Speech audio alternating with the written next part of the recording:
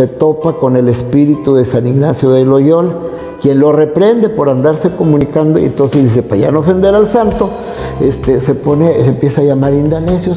Madero es un personaje interesantísimo. Era vegetariano, era espírita, era abstemio, era creyente cristiano, era liberal, era demócrata, era hombre de negocios, era homeópata. O sea, nosotros decimos que San Pedro es la cuna de la Revolución Mexicana porque Madero lo dijo. Aquí fue donde yo inicié mi movimiento político democratizador. No lo inventamos, sale de una declaración, de un discurso debidamente documentado de Madero que fue publicado en su momento. San Pedro de las Colonias es el origen y el destino de la revolución. ¿En qué sentido? La revolución maderista se gesta aquí en San Pedro, la revolución mexicana en general, en sus 3, 4 o 5 etapas, como la quieran dividir los historiadores. Aquí es el origen. Aquí Madero funda su primer club primero reeleccionista, demócrata, luego antirreeleccionista.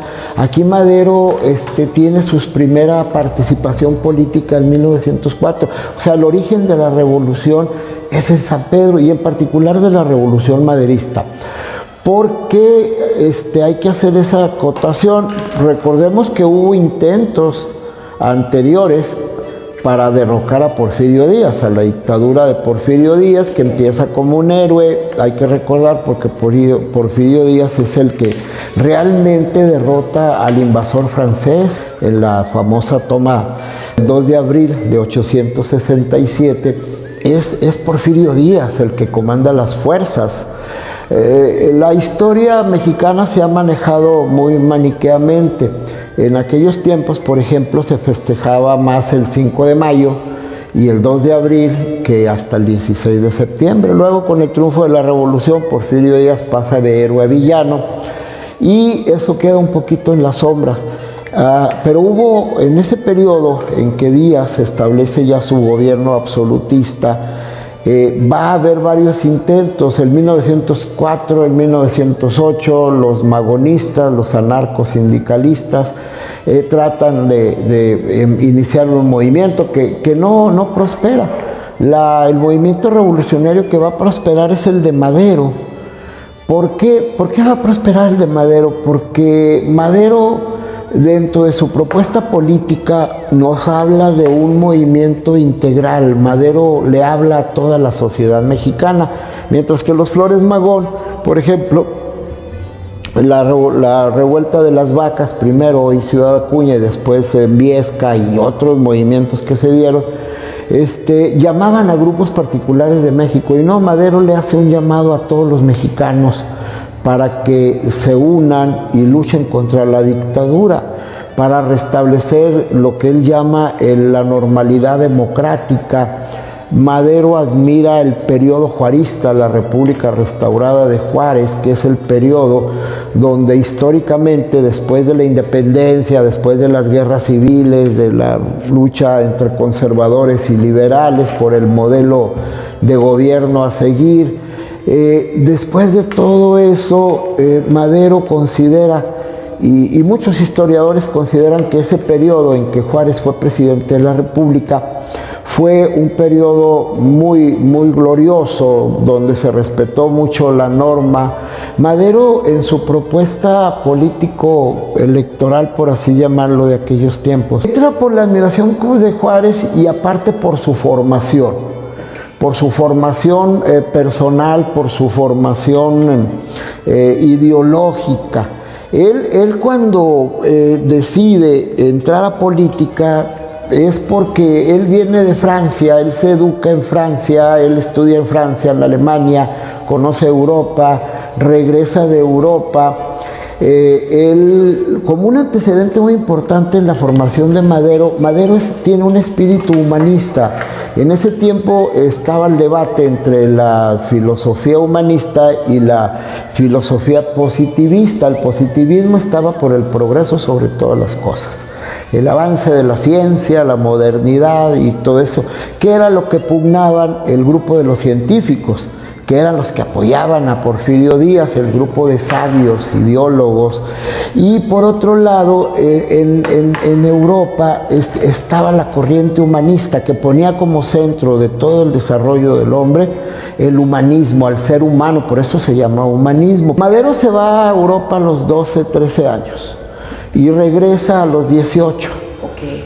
Entonces está ya en su primera juventud, en su primera formación, estudia en el liceo donde estudia, como le digo, el director era una persona muy cercana a Víctor Hugo, Los Miserables, la gran obra de Víctor Hugo. Entonces se empieza a compenetrar en el pensamiento humanista, liberal, demócrata, y llega a esa conclusión que le digo: los países desarrollados hasta ahorita, si vemos el mapa del mundo, los países donde se respeta el Estado de Derecho son países altamente evolucionados, con grandes niveles de vida social. ¿Por qué? Porque el respeto al Estado de Derecho. El Estado de Derecho es el respeto irrestricto a las leyes y normas.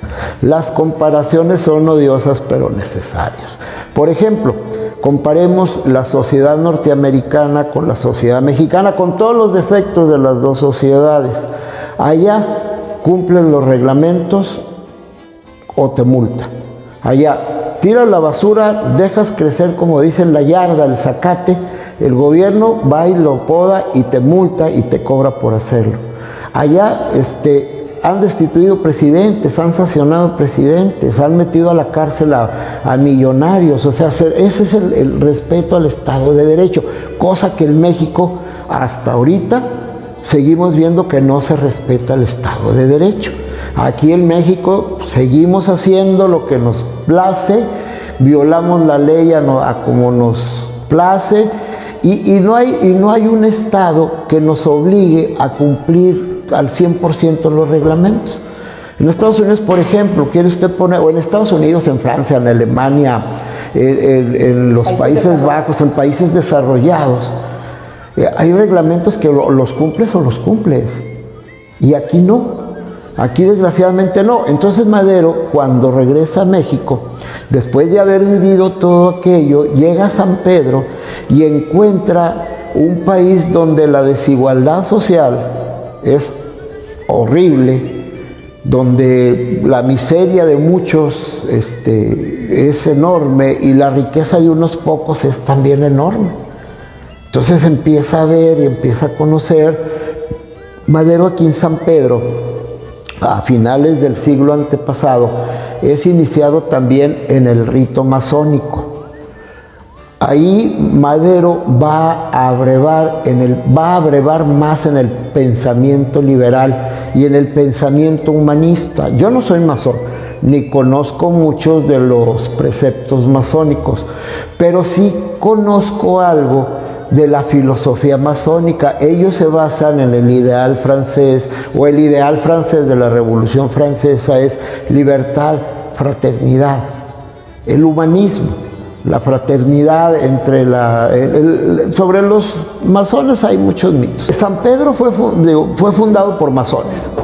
Los masones es una escuela filantrópica, filosófica. Son un grupo de señores que en la Edad Media no se autorizaba más conocimiento que el que la Iglesia autorizaba. En el mundo occidental, obviamente, el conocimiento que autorizaba la Iglesia católica o la Iglesia protestante. En las culturas chinas, hindúes, pues solo se conocía el conocimiento que las iglesias o las creencias. Entonces los masones rescatan mucho del conocimiento del mundo antiguo, de la matemática, de la filosofía, de la física, de la química, y ellos empiezan a resguardar ese conocimiento en sociedades secretas. Es una sociedad secreta por la condición en que surge. Ese grupo de personas que empiezan a preservar y a cultivar el conocimiento antiguo y empiezan a hablar de los ideales griegos, de las sociedades, del derecho romano, de muchas cuestiones que se habían olvidado, ellos lo estudian como un método para perfeccionar al ser humano. Pero esos pequeños grupos que empiezan a surgir en Europa, en la Europa del medievo, se pone el masón, porque masón quiere decir albañil, o sea, constructor. Entonces ellos empiezan a convertirse de cierta manera en el contrapeso ideológico y de conocimiento de la iglesia, de la escolástica, del conocimiento que solamente aprobaba la iglesia. Y esos grupos empiezan a adquirir gran fuerza política. La Revolución Francesa es hecha por masones, que es la primer gran revolución liberal. Luego la Revolución Norteamericana, que conduce a la independencia de Estados Unidos, también es hecha por masones. La Revolución de Independencia de México es hecha por masones. O sea, Madero lo que sí funda en San Pedro es el primer grupo espiritista, que ellos buscaban la superación del alma a través de varias prácticas, de varios ejercicios y la comunicación con los espíritus. Pues bueno, yo lo considero más una parte de las creencias, de la forma de pensar y ser de Madero. Hay un libro y hay una compilación de textos, el Diario Espírita de Madero, que cualquiera lo puede conseguir. Creo que todavía en internet lo puedes hallar para comprarlo y lo puedes leer, porque vienen por ahí publicadas algunas cartas donde él está hablando, inclusive lo del Indalecio. Dicen que él se pone en algunas sesiones Indalecio porque en cierta ocasión se topa con el espíritu de San Ignacio de Loyola, quien lo reprende por andarse comunicando, y entonces dice, para ya no ofender al santo, se empieza a llamar Indalecios. Es una parte que Madero tomó muy personal. Solamente una o dos veces llegó a hablar en público de eso. Fue personal y la gente sabía que era espírita. Aquí en San Pedro, en 1900, se llega a realizar la primera Convención Nacional Espíritas. Entonces yo les digo que ha de haber sido fascinante ver cómo se bajaban del tren. Yo supongo que la mayoría llegaron en tren de Monterrey o del área de Torreón, de donde venía el tren. Imagínate, cientos de espíritas de México. Y estuvieron sesionando aquí. Madero tuvo Madero hace 3 publicaciones. Nosotros, por eso yo tengo un trabajo que viene en el libro que acabamos de publicar, que se llama Madero Periodista. Porque Madero ejerce el periodismo, tiene 3 publicaciones. El periódico El Demócrata, que es un periódico que habla de política, que es el órgano oficial del Club Demócrata Benito Juárez y después del grupo del Partido Antirreeleccionista. Ese es el periódico El Demócrata, se edita aquí en San Pedro. Madero, cuando empieza con su movimiento político, él empieza a mandar artículos al Diario del Hogar, al Imparcial, a los periódicos nacionales de aquel tiempo, y no le publican, o le publican censurado, porque él hace ya la crítica social, habla acerca de la necesidad de un cambio, habla de lo que te comentaba, de la necesidad de que en México se respetara más que el sufragio, el Estado de Derecho, que respetar el Estado de Derecho, respetar las leyes y normas, que se cumpla la ley y la norma, implica también respetar el voto. Entonces Madero publica estas ideas, empieza a mandar, inclusive con los Flores Magón, va a mandar y le publican, inclusive los financia. Él financia un tiempo el periódico Regeneración, pero no estaba de acuerdo con las ideas anarcosindicalistas, socialistas. Al fin de cuentas, socialismo extremo, más tendiendo al anarquismo, a las ideas anarquistas que también estaban de boga en aquel tiempo, y deja de patrocinarlos, no está de acuerdo con ellos ideológicamente. Luego Flores Magón va a decir que Madero no es un revolucionario, que es un burgués, y que la revolución maderista fue una revolución burguesa, etcétera, etcétera. Bueno, cada quien su punto de vista. Entonces Madero, como no lo dejan publicar, cierto día, como hombre de recursos y empresa, se va a San Antonio, Texas, y compra una imprenta. Se lleva a unos muchachos de aquí, de sus trabajadores, los capacitan allá, y él va a imprimir aquí en San Pedro su periódico, El Demócrata, que va a ser el órgano oficial. El periódico era el único medio de comunicación masivo de aquellos tiempos.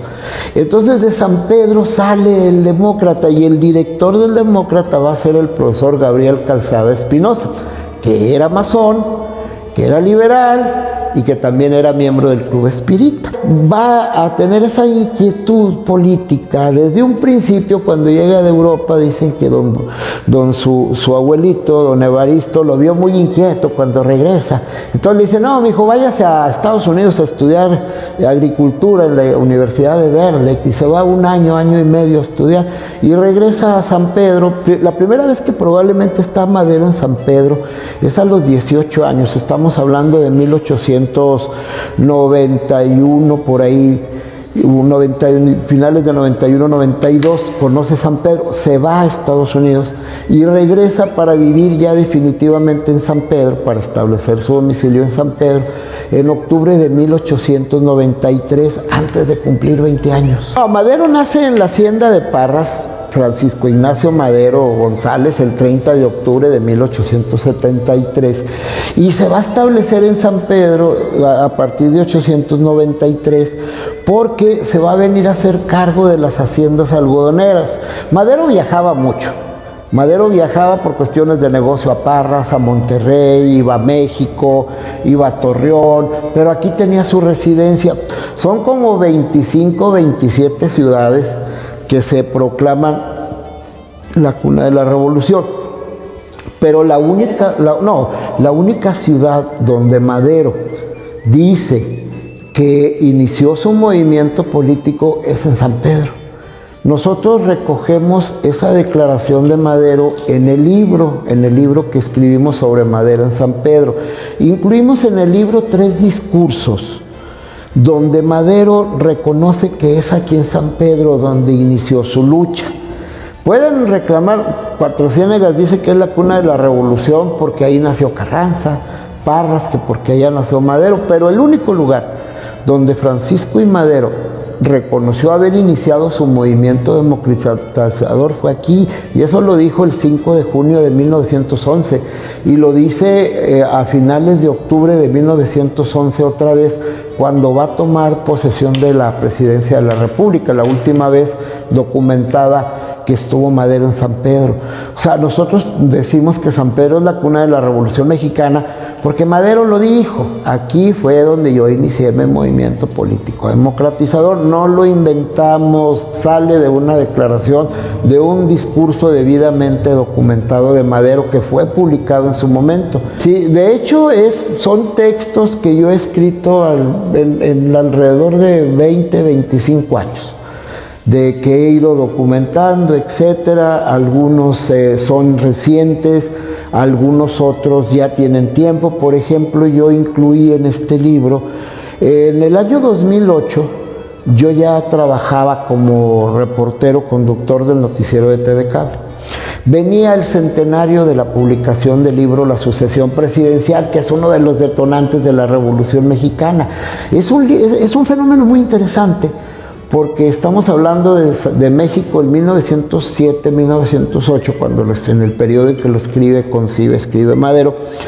Estamos hablando de que el 90% de la población en México no sabía leer ni escribir. Aún así tuvo un gran impacto y le sirve a Madero para propagar sus ideas y propagar su proyecto político, para formar una red nacional de clubes antirreeleccionistas, formar un partido y participar en las elecciones de 1910. Es el Partido Nacional Antirreeleccionista. Los clubes, primero le ponen Partido Nacional Demócrata, pero luego los porfiristas le cambian, primero les pone a los clubes demócratas. Entonces empiezan a surgir otros clubes demócratas, entonces él prefiere ponerles clubes antirreeleccionistas. El primer club que funda es en San Pedro en 1904, y cuando les cambia el nombre a los clubes, el primero al que le cambia el nombre es al de San Pedro. Aquí en el municipio de San Pedro había 4 clubes antirreeleccionistas. Los 4 les cambia todos. Obviamente primero al que fundó primero, al Benito Juárez, y luego ya.